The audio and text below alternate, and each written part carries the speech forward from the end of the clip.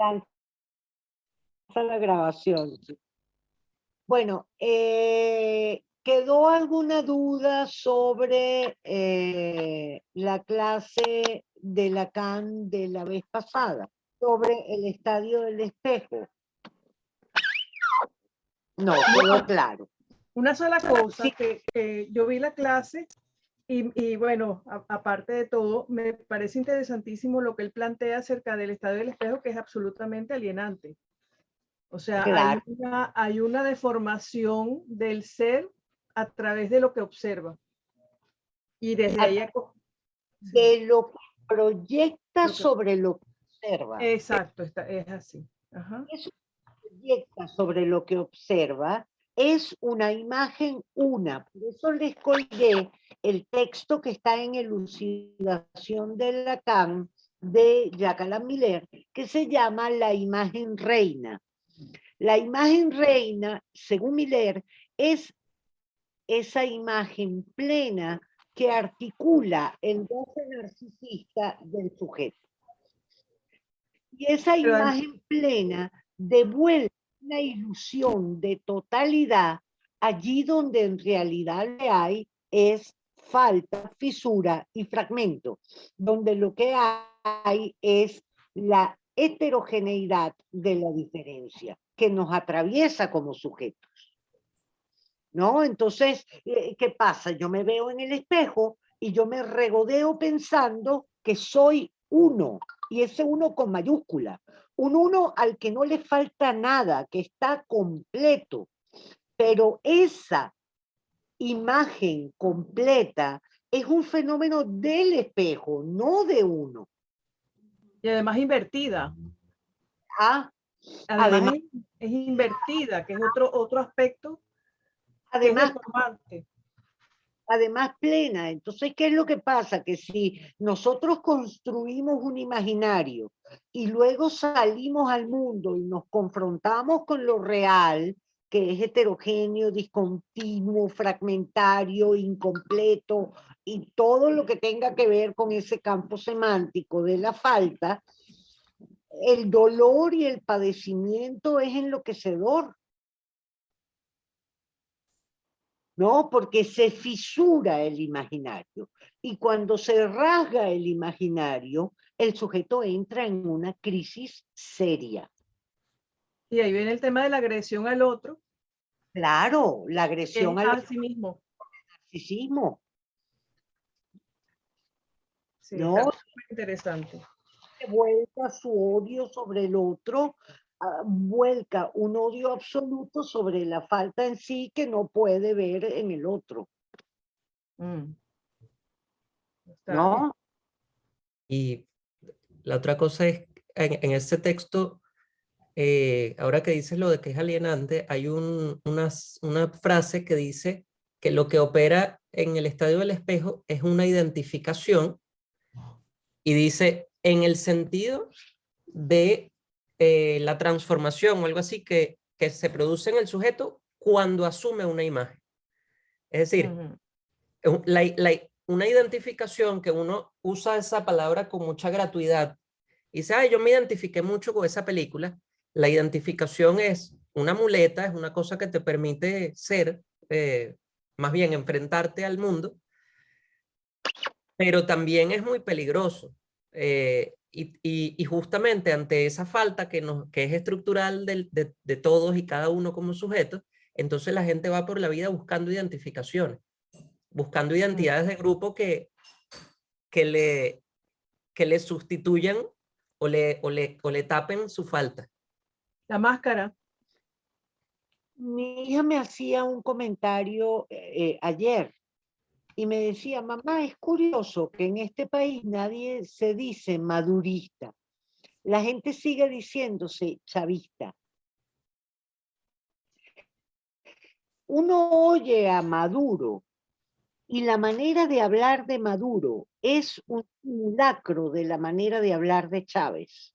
Es el mismo tono de voz, las mismas inflexiones, los mismos registros, los mismos chistes, pero con menos gracia, hay que decir. No, Se evidencia el simulacro. y de lo que se produce una vez en la historia como tragedia, se repite como comedia. ¿No? Entonces, en Maduro hay una repetición del simulacro de lo que en Chávez era una política del semblante. Entonces, el populismo de Chávez se consolidó a partir de una política del semblante que era un hacer ver una cierta fantasía de trascendencia revolucionaria, una cierta fantasía de venganza además, porque no era exactamente una fantasía revolucionaria, nunca fue una fantasía revolucionaria, era una fantasía de venganza. Chávez venía a poner justicia entre los humillados y los mancillados de la Cuarta República, ¿no? Y él sostuvo ese semblante de justiciero, ¿no? Maduro llega después a simular un lugar de identificación que no puede sostener. De hecho, Chávez nunca usó al ejército y a las Fuerzas Armadas y a la policía para reprimir y masacrar salvajemente. Maduro sí, porque no le sirve el discurso, porque su discurso no sostiene, porque los aparatos ideológicos del Estado y la maquinaria publicitaria no es suficiente para contener. Entonces tiene que sacar a las fuerzas represivas del Estado para matar con armas.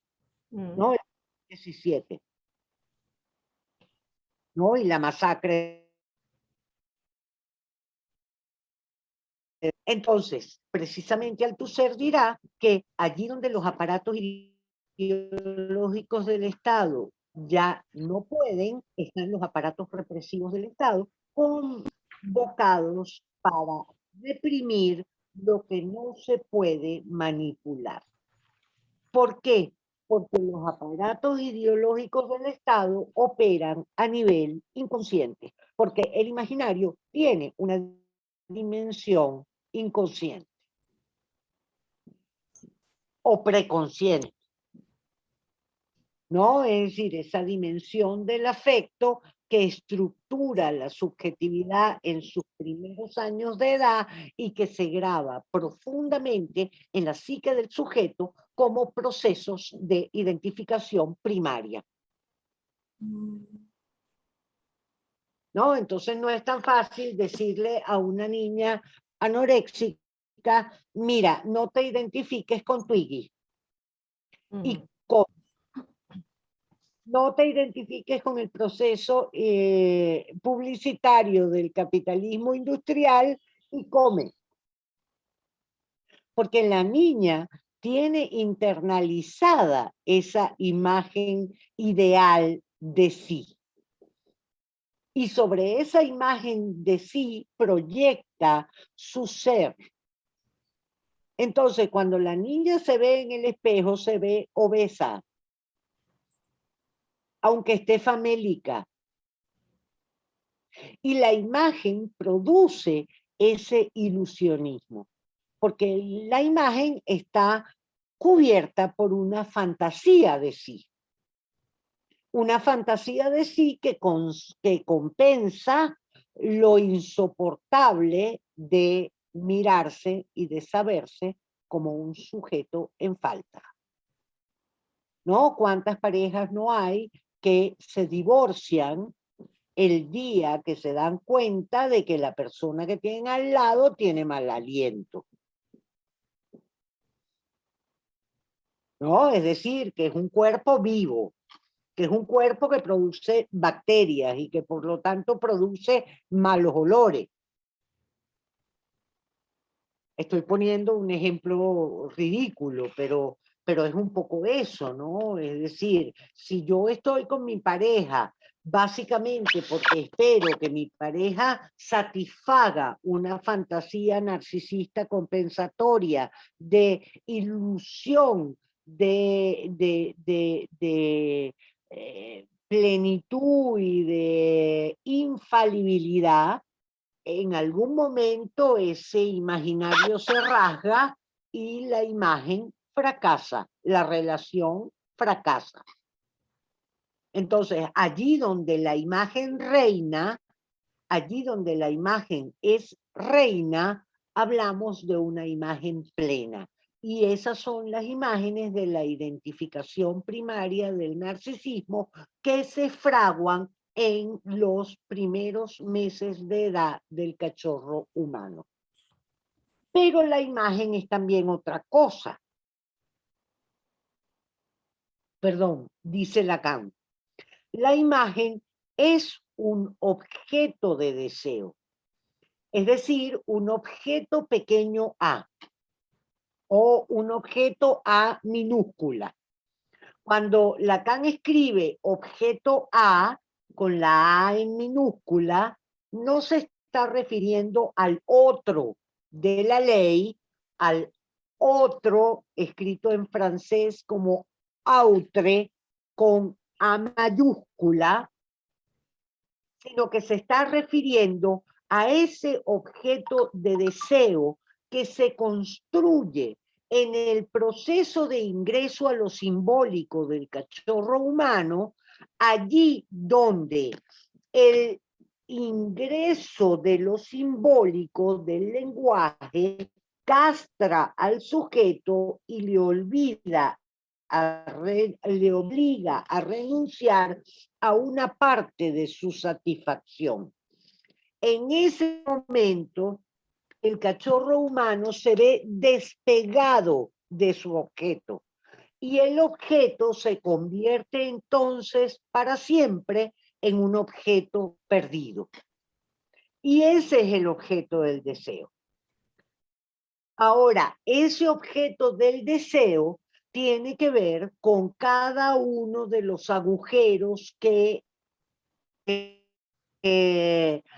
componen el cuerpo del cachorro humano. La boca, el ojo, el oído y el ano. Son los 4 agujeros, son los 4 lugares por los cuales el cachorro pierde y recibe a su objeto. ¿No? Cuando tiene la teta, el objeto está pegado a la boca. Cuando tiene la imagen plena, el objeto está pegado al ojo. Cuando tiene la voz de la madre, el objeto está pegado a la oreja. Y cuando retiene sus heces, el objeto está pegado a su ano. Pero la acción de la cultura, es decir, la acción de lo simbólico, es decir, la acción del lenguaje, cultura, simbólico, lenguaje, son sinónimos en el pensamiento de Lacan, separa al objeto de su agujero, separa al objeto de su órgano e interrumpe la satisfacción. Y entonces el sujeto vive la falta como una experiencia deseante. Allí donde me falta, voy a buscar. Voy a buscar la teta, voy a buscar la imagen, voy a buscar la voz, voy a buscar el dinero. ¿No? Es decir, voy a buscar ese resto de cuerpo que perdí y que acumulo. ¿No? Voy a buscar la imagen pornográfica que no puedo dejar de ver, voy a buscar la oralidad, voy a hablar, voy a dar clases, voy a fumar, ¿no? Es decir, son las estructuras de deseo que se fraguan en el sujeto con el ingreso del cachorro humano a lo simbólico, o el ingreso del lenguaje en el cachorro humano. Uno de esos objetos es la imagen, según Lacan. El objeto que le corresponde al ojo. Pero como todo objeto, está y no está. Está y se perdió. Aparece y desaparece. Aparece cuando la madre llena el ojo del cachorro y desaparece cuando la madre se va. Pero aparece cuando el cachorro se mira en el espejo y desaparece cuando el espejo se empaña. Cuando la imagen se hace turbia, cuando la imagen no se reconoce. Entonces, en ese momento de desaparición de la imagen, hay algo desde el objeto que se presenta al sujeto como una interrogación, como una pregunta a la que el sujeto no puede más que decirle, ¿qué quieres? ¿Qué quieres de mí? Y esa es la esquicia entre el ojo y la mirada. La esquicia entre el ojo y la mirada tiene que ver con esa doble dimensión de lo visual, que a veces es la imagen que vemos y a veces es lo que no vemos y se nos devuelve como mirada. Y allí mirada significa interpelación. Eso que no vemos tiene la capacidad de interpelarnos. Interpelarnos como un enigma. Y de allí toda la lectura lacaniana del cuadro Los embajadores de Holbein. ¿No? Cuando vemos el cuadro hay toda una composición pictórica que vemos, complaciente, plena, etcétera, que dice Lacan además contiene todos los lujos narcisistas de la compensación fálica de la cultura, pero hay algo en esa representación que nos inquieta. Y nos inquieta porque es algo que desde ese ángulo identificamos como una mancha. Y cuando nos volteamos, realmente nos damos cuenta de que lo que hay allí es una calavera, y esa calavera precisamente está interpelando la falsedad de las ilusiones narcisistas de los embajadores, pensando que todos sus bienes materiales pueden librarlos del destino final de todos los hombres, que es la muerte. Entonces, el cuadro de los embajadores de Holbein en realidad es o pertenece a esa tradición de la pintura del siglo XVII que se llama vanitas. La vanitas es la cabeza, la imagen del santo con la calavera que le recuerda: polvo eres y en polvo te convertirás. Por cierto, hay una imagen maravillosa en la iconografía de Armando Reverón, donde Armando Reverón está sentado en el castillete con una calavera, y uno perfectamente podría decir que esa imagen es una vanitas, ¿no? Una vanitas paradójica, ¿no? Porque el delirio narcisista de Reverón tenía que ver con esa acumulación de objetos ficticios que lo acompañaron durante su miserable existencia, ¿no? Su existencia marginada, ¿no? Entonces él se reunió no con todos los bienes del lujo de la civilización occidental, sino con sus objetos ficticios,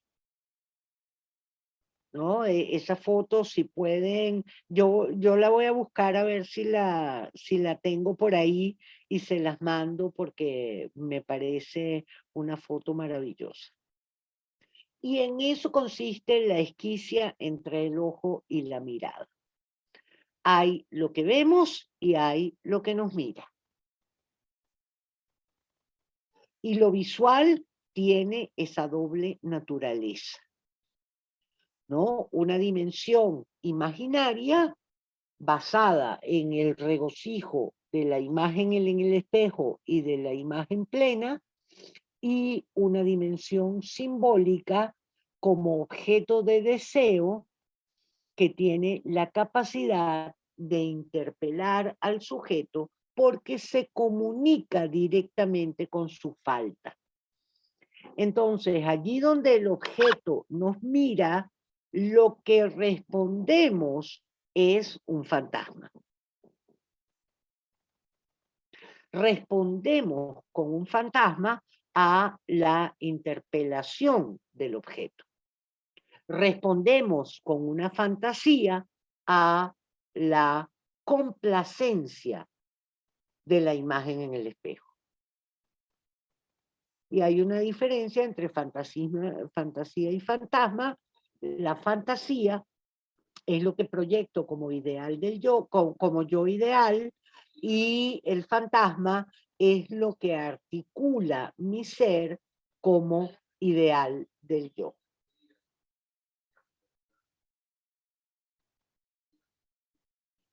Entonces, quiero escucharlo. Preguntas, dudas, angustias con respecto a Lacan.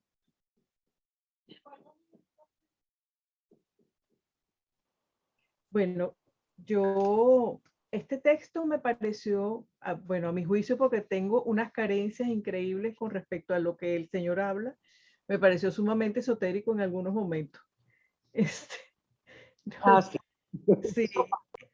El otro texto me pareció un poco más fácil de entender, más, sí, como más organizado. Esto hace muchas referencias a cosas que, por supuesto, de mitología. O sea, cuando habla de la piel que cubre el escudo, ¿no? Si uno no tiene esos referentes, pues no accede a lo que está tratando de decir. Entonces, ese pues lo entiendo, pero hay muchas cosas que probablemente ni las capté. Pero me interesa mucho lo que él dice, que cuando uno es observado, al darse cuenta, o sea, uno es observado por el mundo, o sea, la relación es de uno a múltiples, o sea, uno es uno solo observando, pero cuando te observan, son muchas cosas las que te observan, o eres observado desde muchos puntos de vista, ¿verdad? Y que cuando uno se da cuenta del ojo que lo mira, ahí se pierde la mirada. Claro, porque ahí se instala un espacio de intersubjetividad. Uh-huh. La mirada tiene que ver con lo invisible, con lo que no veo. Ajá, exacto. Qué interesante. Mirado. Sí. ¿No? Cuando tú te encuentras con esos ojos que te miran, se entabla una relación intersubjetiva y ahí hay otra dimensión de la mirada, y por ahí nos podríamos ir por Merleau-Ponty y derivaríamos en otro debate. Ahora, fíjense. Profe, Tanto... lo que pasa es que, no sé, ¿puedo hablar? No sé. Sí, claro, adelante. Sí, lo que pasa es que hablando de la mirada y relacionándolo con la calavera, me resulta interesante la figura porque efectivamente una calavera no tiene ojos, ¿cómo te puede ver? Y sin embargo, desde ese vacío de la cuenca, de la órbita, te está viendo a pesar de no tener ojos. Y desde que está hablando, claro, de pronto es como una imagen vendida de otra forma, pero la calavera esta que Damien Hirst realizó, que causó tanto escándalo por lo cara, por las 20.000 cosas que tuviera, a mí esa calavera siempre me llamó mucho la atención, más allá de los materiales y la cosa, porque realmente si le quitamos todo el lado mercantilista que pueda tener como fama este señor, a crear una calavera con esos materiales y que de todas formas siga siendo, careciendo de ojos, es como tratar de elevar a la máxima potencia todo lo que usted está diciendo en este momento.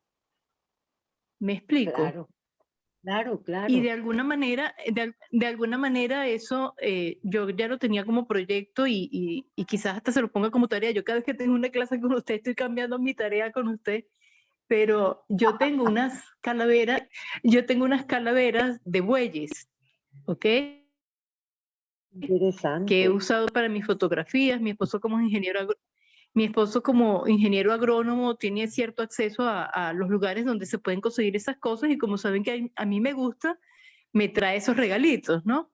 Y yo de hecho había pensado, como proyecto mío, sin que tuviera que ver nada con usted, hacer algo por el estilo de Damien Hirst, por supuesto con mis recursos, pero llenarlas de pedrería, porque para mí el tema del ganado es un término que va, de hecho en economía se estudia como tal, la palabra de ganar, como tener riquezas o algo por el estilo, tiene que ver de entrada con el ganado. Cuando tú ves una calavera de un buey, de una vaca, que de alguna manera te remite al hambre, que te remite ¿cómo le digo? A esa destrucción que estábamos mencionando al principio, para mí llenarla de piedras falsas, de alguna manera es hablar de esa mentira que nos tienen montadas de aquí. ¿Se da cuenta? Que la piedra de pronto puede lucir muy bonita, hay piedras muy lindas, pero si yo pongo una piedra que conscientemente la estoy poniendo sabiendo que es falsa, para mí me está diciendo muchísimo. Es un trabajo bellísimo, María Jesús. Bien. Es un trabajo Entonces, extraordinario. o sea, no la he concretado, tengo las calaveras allá abajo, tengo las piedras y tengo todas esas cosas y tengo las herramientas para hacerlo. Y claro, yo de pronto todavía estoy a un nivel conceptual de tener la idea, pero no concretarla. Pero de que tengo los materiales, los tengo. Sin embargo, como le digo, cada vez que yo tengo una clase con usted, estoy modificando la tarea que quiero hacer. Bueno, y vamos, en la semana que viene empezamos con Barthes, ya colgué los 2 libros de Barthes, Ok, Lo obtuso y La cámara lúcida. Son 2 ok. libros largos. En Lo obvio y lo obtuso, en el índice, marqué los capítulos que a mí me parece que deberían leer, y La cámara lúcida sí es un ensayo largo, pero traten de leerlo porque son 2 libros básicos para cualquiera que tenga intenciones de trabajar con la imagen. Y precisamente Perfecto. esta idea de lo que vemos y lo que nos mira le sirve a Barthes para desarrollar las nociones de lo obvio y lo obtuso y del spectrum y el puntum, ¿no? Lo obvio y lo obtuso en el primer libro y spectrum y puntum en el segundo libro, ¿no? Para Barthes también hay una dimensión de lo visual que tiene que ver con lo que vemos, que tiene que ver con la imagen plena, y hay una dimensión de lo visual que tiene que ver con lo que no vemos, pero que nos mira, que nos interpela. Y ese proceso de interpelación produce precisamente una respuesta fantasmática, ¿no? Sí, A ver, sí, sí, sí, sí, sí. Sí, es que estoy haciéndome toda la película en este momento. Tengo toda la película proyectándose en mi cabeza en este momento. qué bueno, qué maravilla. Joel, ¿tienes algún comentario adicional, algo que añadir, que se me haya escapado? No, por ahora, más nada creo. Está bien. Bueno, entonces eso es ese texto complicado de Lacan, que obviamente es mucho más digerible cuando uno se queda con la idea, con el corazón de la idea. Porque es verdad que Lacan da muchas vueltas y que en esas vueltas nos perdemos. Entonces hay que quedarse con el texto en lo que el texto es de su sustancia, pues. También es como Es un pensamiento en construcción, no es un pensamiento acabado lo que uno recibe de Lacan. Claro, yo creo que el tipo va armando lo que va pensando en ese momento, Sí. ¿no? Entonces cuesta mucho no perderse, pues. Cuesta mucho no perderse. Bueno, eso era lo que yo les quería contar de Lacan. Voy a empezar a adelantar algo de Barthes porque tenemos todavía 40 minutos de tiempo. No los voy a usar todos, pero voy a empezar ya a introducir esta idea de lo obvio y lo obtuso para que cuando vayan al texto lo identifiquen mejor, ¿no? Barthes dice que hay efectivamente en una imagen dos dimensiones de lo visual, lo obvio y lo obtuso. Lo obvio es lo que vemos, es el nivel explícito, manifiesto y directo de una imagen pictórica o fotográfica, ¿no? Lo que vemos allí. Estamos viendo una fotografía de un zapato. Y vemos el zapato, vemos los cordones, vemos el zapato con los cordones colgando de un cableado eléctrico, vemos la calle, vemos los tubos, es decir, eso es lo obvio de la imagen. Ahora, lo obtuso de la imagen es algo en esa imagen que no termina de quedar claro y que se devuelve hacia nosotros como una interpelación. Por ejemplo, el hecho de que la bota tenga solo un cordón y que falte el otro cordón. Eso puede hacer un elemento obtuso que en mí personalmente genere una relación de interpelación con eso que no veo claro en la imagen. Porque para Barthes, lo obvio y lo obtuso que desarrolla mucho más adelante, cuando desarrolla la idea de spectrum y de puntum, tiene que ver con la observación de cada espectador.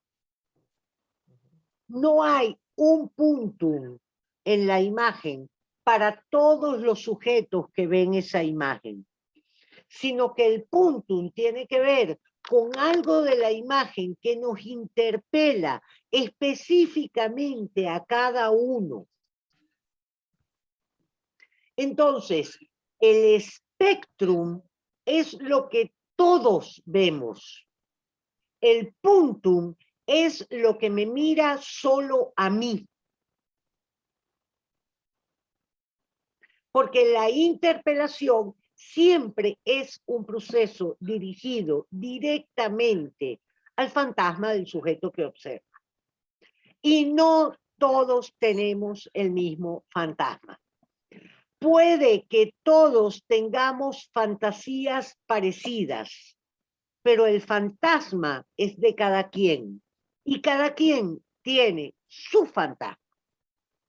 Por ello, el puntum tiene la capacidad de interpelar uno a uno al sujeto que observa en su singularidad.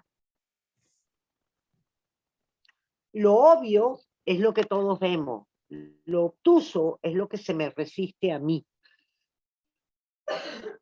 Entonces, sobre esa idea del spectrum y el puntum, Barthes desarrolla todo ese ensayo maravilloso que se llama La Cámara Lúcida, que es un ensayo sobre la fotografía de la madre muerta, que además no aparece nunca en el texto. En el texto aparecen muchas fotografías, pero no aparece nunca la fotografía de la madre muerta, que es la que da pie precisamente a todo el desarrollo fantasmático de Barthes, porque para Barthes la escritura crítica es un proceso fantasmático. Y precisamente la escritura crítica es aquella que logra responder con su propio fantasma, con la singularidad de su fantasma asumido responsablemente a la interpelación de aquello que en la imagen no está claro. De aquello que en la imagen me mira. Por eso Lacan está todo el tiempo en Barthes. Y precisamente la imagen crítica no es la imagen que me complace o que me satisface plenamente en mi fantasía narcisista, sino la imagen que tiene la capacidad de interpelarme. Llenar esa calavera, María Jesús, con la joyería falsa es construir una imagen crítica. Efectivamente es construir una imagen crítica. Estoy sin respirar. Me ha dejado sin respiración, profe. Medio sin respiración porque les di el speech en media hora. Bueno, también, pero fue muy efectivo. Ciertamente fue muy efectivo. Iba, profe. Eso es. Dime, Joel. Interesante, iba a comentar esa idea de punctum y relacionarlo con Lacan también, en el sentido de que, además de decir que la imagen es evanescente, una de las palabras que usa en ese mismo capítulo es que es puntiforme. O sea, también tiene esa idea de algo puntual, como un dardo que se le regresa al sujeto, digamos así. Como un dedo que se pone sobre la llaga. Así es. Y ¿no? ahí, hace poco estaba trabajando algo en otro seminario de Lacan, creo que el 16, en donde él repasa en algún punto el asunto de la sublimación, que ya había trabajado antes en otro seminario. Pero Freud había dicho que la sublimación le permitía a un artista, digamos, ¿cómo se llama? Satisfacer la pulsión elidiendo su fin, el fin sexual de la pulsión, y Freud dice, y produciendo un objeto que sea socialmente valorado. Y esa parte de socialmente valorado siempre ha estado como un poco oscura. O sea, digamos, ¿por qué solo es sublimación si a los demás les interesa, digamos así? Y Lacan, en ese capítulo del seminario 16, hace como un giro y no se pregunta, no hace esta pregunta, es decir, no hace la pregunta de por qué es necesario que a los otros les interese para que sea sublimación, sino que lo pone al revés. ¿Por qué nos interesa a nosotros lo que hacen los artistas? Y lo va a poner en relación es con el objeto A. Y se trata, no lo dice con esas palabras, pero se trata de una interpelación, y la obra que a mí me toca es porque, además de que el artista hizo algo con su objeto y con su pulsión y lo sublimó y produjo una obra, esa obra en particular a mí me hace mover mi objeto. Es decir, me interpela, me toca, me llama. Y por eso, entonces, una obra de arte produce un efecto, y no son todas las obras y no es sobre todos los sujetos. Por eso uno va por el museo y de pronto hay una obra, un cuadro, que te para y que te mueve. Ya. Exacto. Bueno, Es decir, yo recuerdo toda la vida, la primera vez que fui a un museo yo sola a ver una exposición que tendría 12 años, 13 años. Era un museo de arte moderno y yo me pasé un largo rato mirando un deshumidificador, pensando que eso era una obra de arte, ¿no? Y obviamente de todos los aparatos que había en la muestra, el aparato que me pareció más fascinante fue el deshumidificador. Pero algo en ese aparato efectivamente me impactó de una manera muy particular, más allá del concepto mismo de la obra de arte y de lo que yo estaba buscando en ese museo. ¿No? Es decir, después me moría de la vergüenza cuando me di cuenta de que nadie veía ese objeto que yo estaba viendo. Pero eso tiene que ver también con la experiencia de lo que está contenido en el museo, ¿no? El museo nos envuelve en la ilusión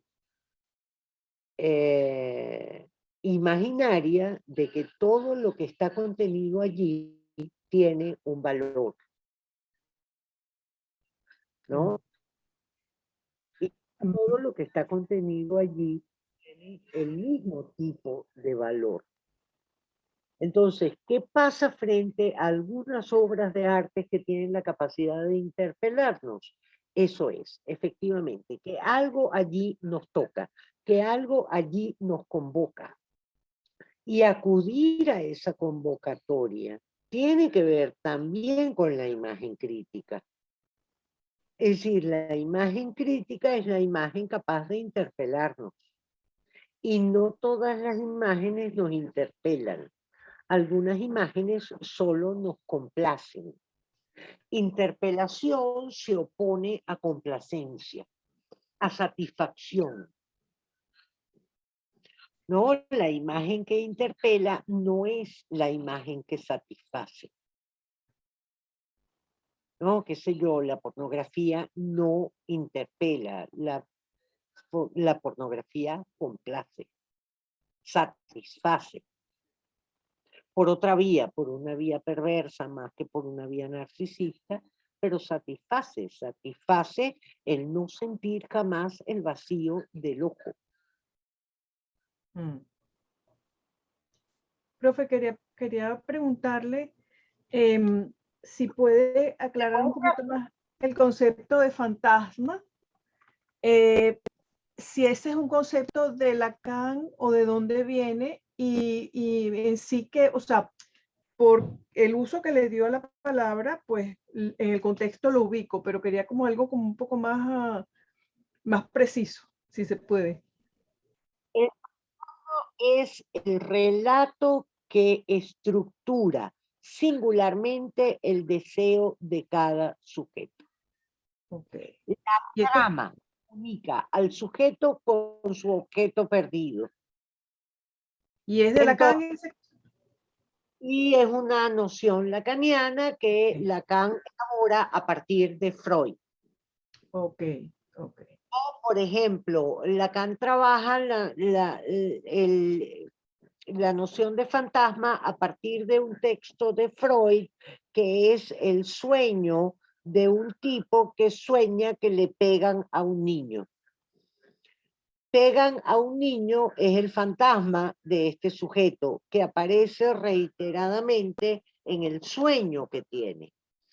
Y trabajando y elaborando ese sueño, Freud llega a la conclusión de que detrás del fantasma pegan a un niño, en realidad el fantasma que hay es yo le pego a un niño. Ok. ¿No? Entonces, de ahí Lacan va a decir que el fantasma del neurótico es perverso.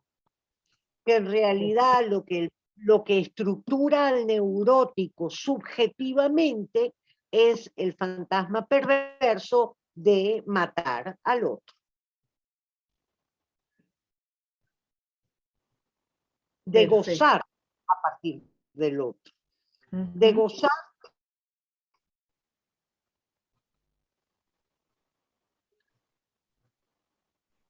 Ok, gracias. Yo aquí, yo no soy psicoanalista. Lo que pasa es que he leído mucho a Lacan, pero psicoanalista no soy.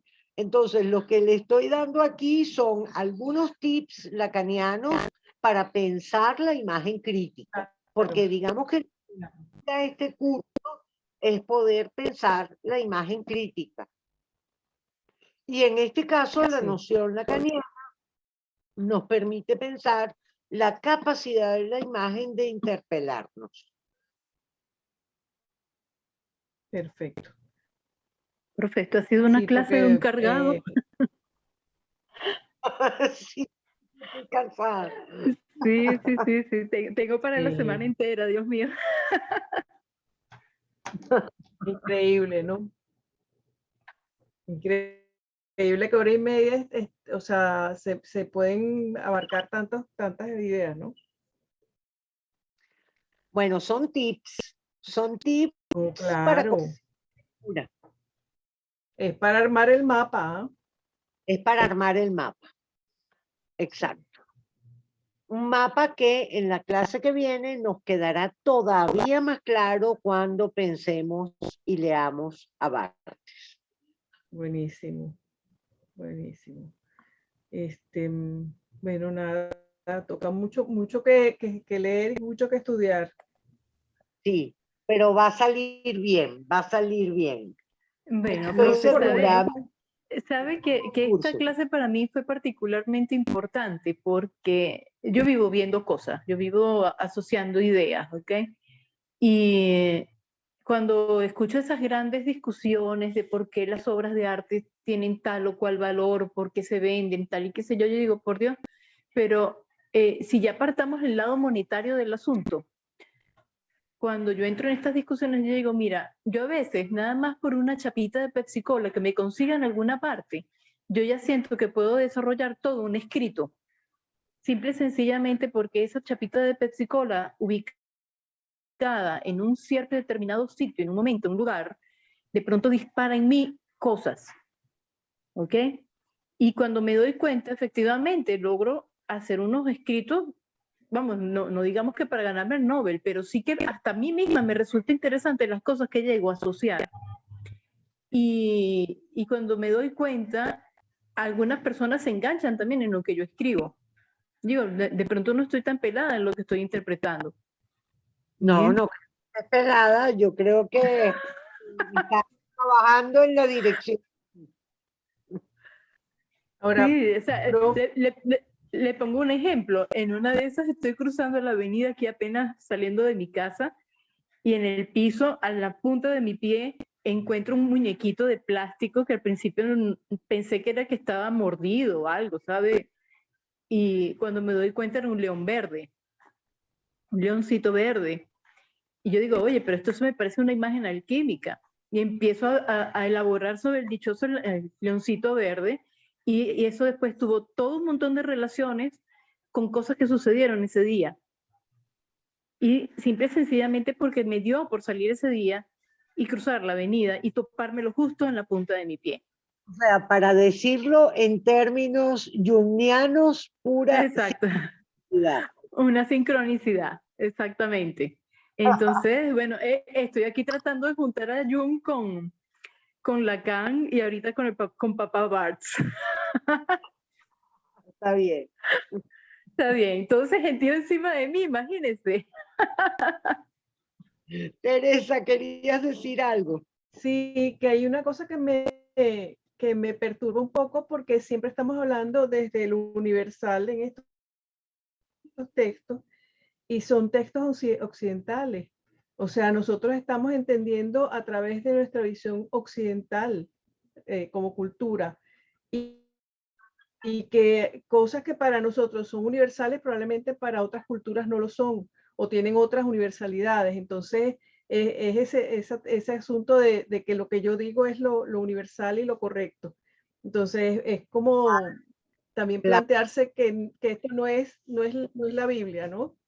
por supuesto, esto no es la Biblia, estos son modelos de interpretación. Y sobre Exacto. modelos de interpretación, de elaboración, construimos.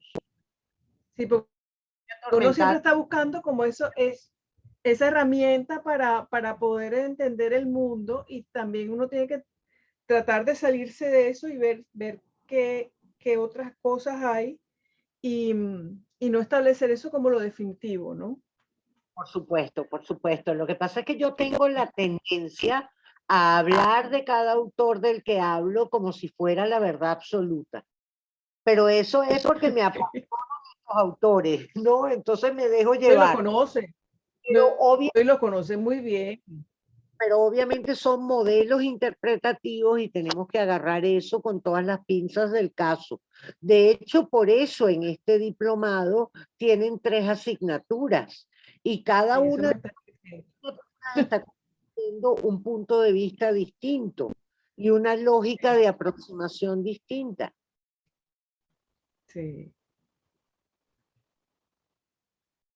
Es un Bueno, poquito angustioso porque son muy interesantes todas y bueno, hay que ver qué es realmente, es que no importa, no importa, además no importa, porque qué es lo cierto, qué es la mentira, eso no importa.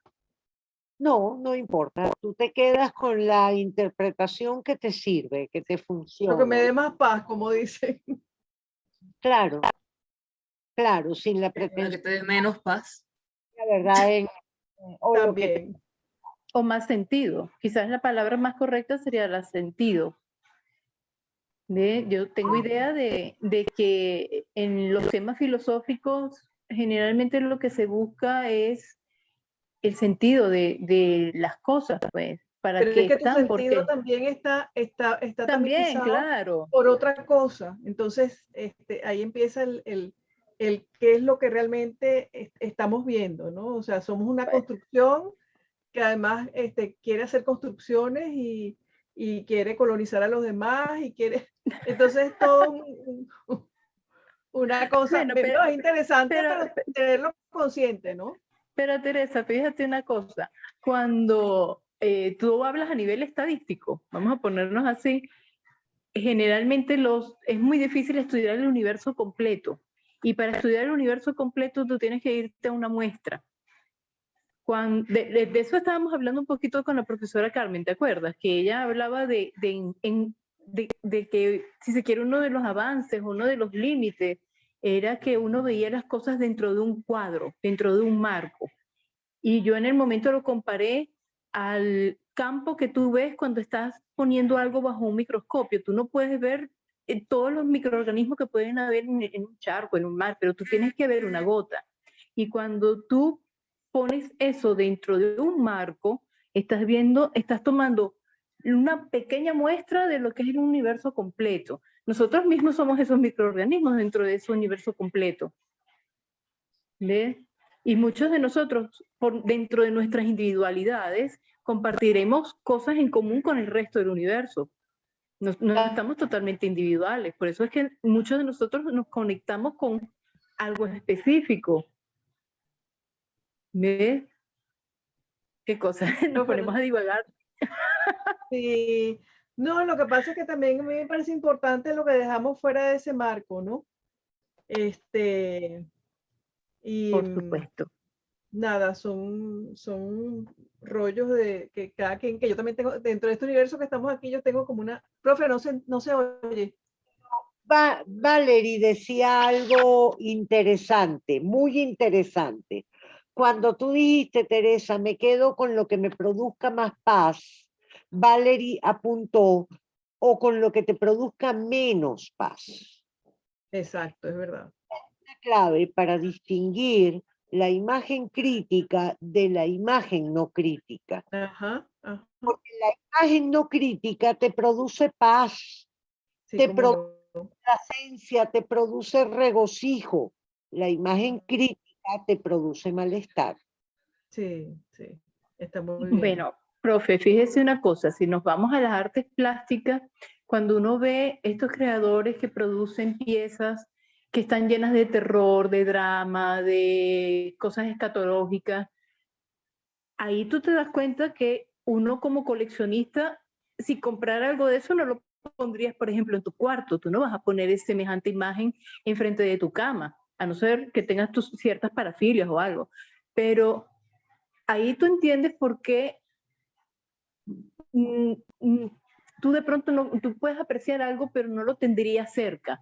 El hecho de saber que existe no quiere decir que lo vas a tener asumido al lado todo el tiempo. Tienes que tener tus raticos, tus espacios para Decir, bueno, ahora me voy a enfrentar al terror, ahora me voy a enfrentar a la belleza plena, esto sí lo voy a buscar porque ahora necesito paz. Uno cuando hace este tipo de explicaciones o algo, pareciera asumir todo en un nivel absoluto. Tú no tienes que estar exponiéndote absolutamente todo el tiempo a lo mismo. Puedes tener tus momentos de respiro. Crítica no es precisamente para colgarla en la pared del cuarto. Exactamente. Yo no pondría, yo no Pero- pondría mis calaveras de los bueyes enjolladas ahí en La- medio de la cocina, por La imagen ejemplo. O sea, tiene- entonces es que tiene es insertarla en el texto para ponerla a decir, para ponerla a trabajar, para ponerla a trabajar como herramienta de conocimiento, como dispositivo de conocimiento. Buenísimo. No, bien interesante. Ok, entonces nos vemos el martes que viene con Bartes. Perfecto. sin falta, profe. Muchísimas gracias por todo. Gracias a todos. Muchísimas Gracias, todos. De verdad que fue una mañana fantástica. Muchísimas gracias. Gracias.